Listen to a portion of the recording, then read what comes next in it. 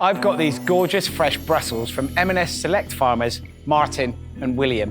And I'm going to show you how to make sprouts so tasty they'll convince even the sprout haters in your family this Christmas. My secret? Don't boil them. Start off with a little drizzle of olive oil and add your bacon lardons. We're going to fry them until they're golden and crispy. Don't stir the bacon too much because that creates steam, which means that they won't crisp up as quickly. I'm going to drop in 2 knobs of truffle butter. I'm going to let that melt until all that lovely flavour comes through. There's also chili and lime butter to try, and these are such brilliant things to have in the freezer.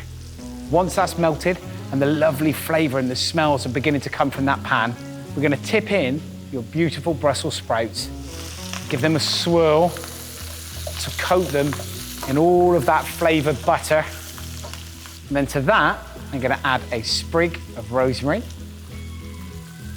and a splash of water. And then the lid goes on. And I'm going to leave that to simmer for a few minutes. I'm going to add in the chestnuts and turn up the heat. And then into the pan we're going to add the honey roasted peanuts and the final knob of M&S truffle butter.